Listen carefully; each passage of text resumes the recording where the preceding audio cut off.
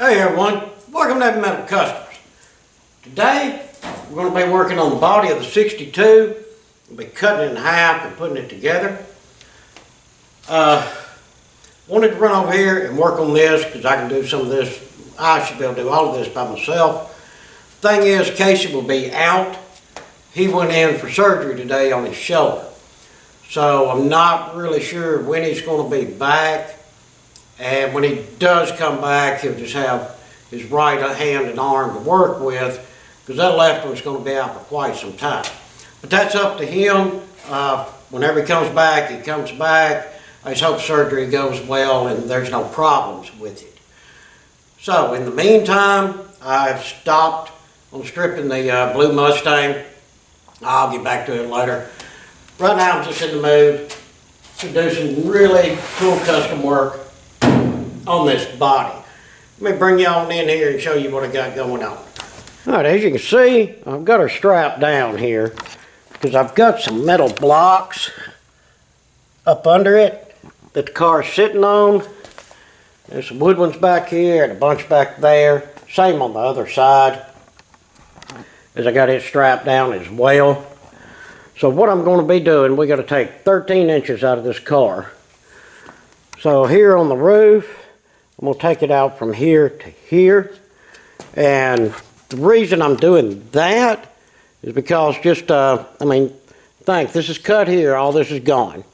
When this moves forward, this piece will butt right up against this, which makes for a really nice little window right here. Sort of be opposite of our vent window. We'll have an opposite style window right there in the back, which I think will make this car look a lot better. Now that's got the roof marked. As far as a quarter goes, what I've done, I come back 4 inches further than the roof, because I want, like I said, I want to leave this pillar here, and I'm going to leave this section here all intact, because I don't want it to move or, you know, get warped out or anything like that. And this is going to make it a lot more structurally sound. So as you can see between the black marks, that's where we'll be cutting out on a quarter. So that's the plan. Now whether it goes as planned, who knows? But that's what we're going for. So I'm going to go ahead and cut the roof first, then I can raise it up to working level and cut each side. Down to my last new sawzall blade, and hopefully it'll hold out well for me. We'll just have to see.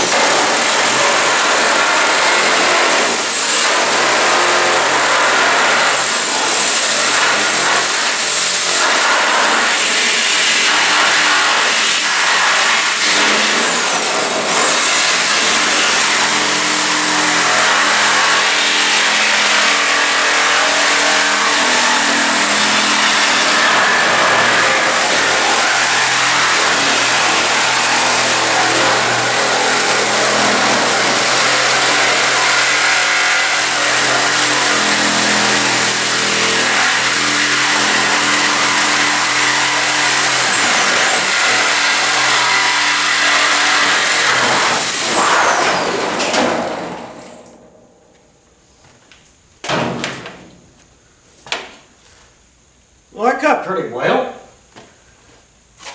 Stayed within the lines, just like our color. You can't beat that. Alright, we'll remove this piece here, get this out of the way. Now we're probably going to reuse this inside as a filler piece.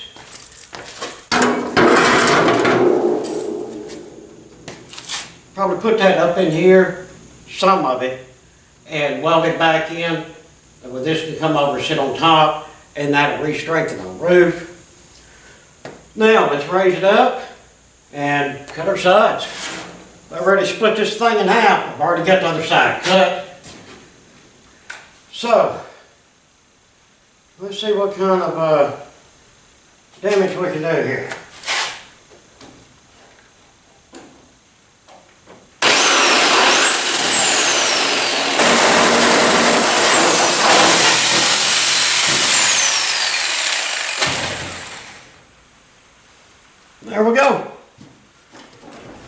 car cut in half. All right, let me go ahead and get this cut out of here, and then we'll start moving it forward and see where we're at. Well, here's what I said. Get this out of the way. What I want to do is go up front and start pulling on that strap, and really hope this thing doesn't fall off of here. As rusty as all this is down here at the bottom, my holders ain't doing too well. But we've got to get it pulled up there so we can see if we need to do any trimming, if it's going to halfway fit or what have you. Just the next step. Tape works good as a cut line, I'll tell you that. All right, let's just start pulling it together and see what we got.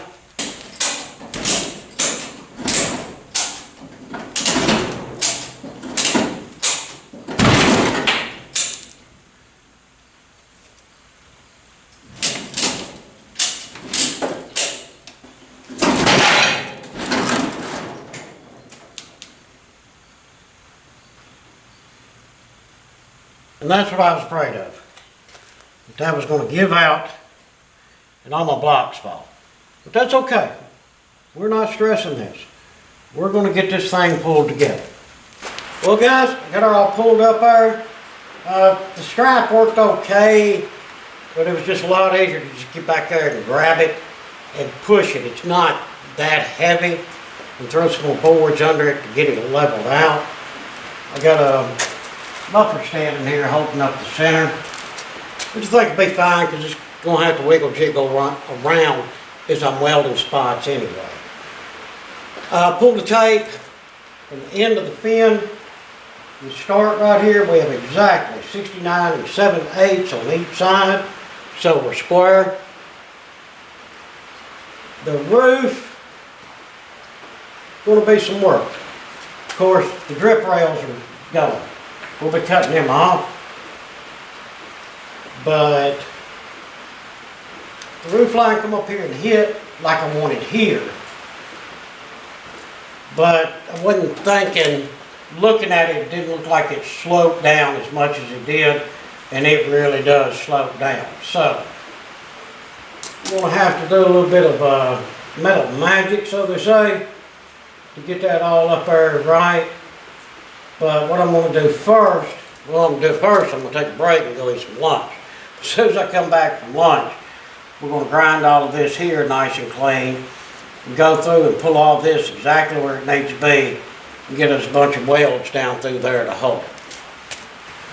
Alright everyone, the way I'm going to do this, as you see I have this clamper holding this. I measured, took a board and put across here and measured down to the lift on each side.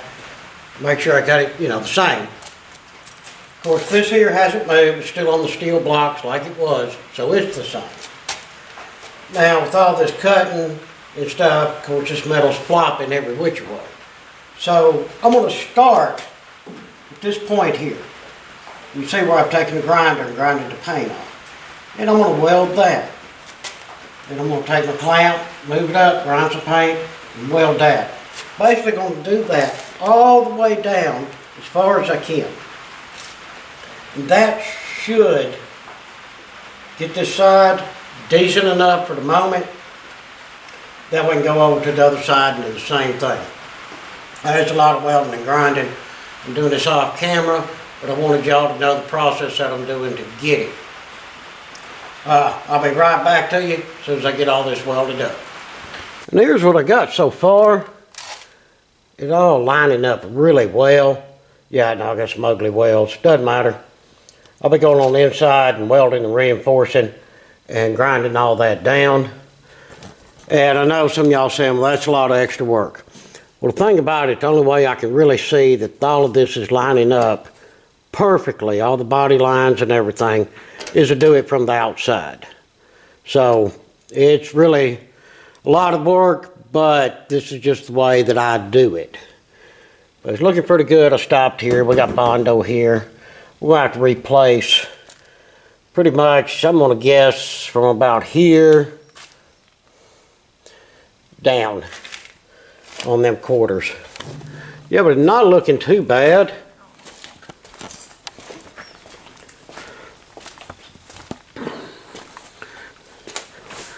And I've started on the other side, as you can see. And that's coming along pretty good. And so you can see how much that is. What I got to do is hold that in there and get a little tax as I hold it, and then get a little bit of weld going on. And same with this one. We'll have to place pretty much the whole bottom of this quarter panel. Alright guys, we got these welded up enough on the outside for the time being. I got the other side done. Excuse me. So she laid in there just fine. Now we need to get this roof. What I've done, if you can see right here, this is the piece of metal that we cut out. I just put it inside. It's actually right here is where it stops. It goes all the way back into this channel. So that's going to really put the strength back in our roof. Then I just took a 4x4. There's a piece of 2x6 up there. And then one of these metal rods. And put on top of that. And let it lift down until it pushed everything in place. And I took a strap. Run across here good and tight. Because the thing about it, when you're welding, metal will get hot and distort. I don't care if it distorts downwards. That doesn't bother me. I just don't want it distorting upwards. Because we're going to have to do some fill here.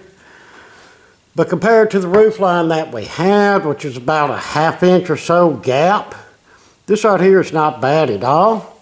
But what I'm going to do, you see where our good spots ground down there. I'm going to go ahead and take the welder and zip these up. And then we'll move on to our next step, which is get it inside and doing some reinforcements and some welding there. Alright guys, got her all welded up. And the hood did buckle up in the center like I thought it would. Now a lot of grinding going on there. But it's one of them, it is what it is. Did I say hood? I meant roof. Well, y'all know what you're looking at. Okay, got her welded on the inside. I stitched the roof up. Hopefully y'all can see some of that. Right across through there. Get all of that welded. And with a flat seam all the way down on the inside there where the quarter meets the other quarter.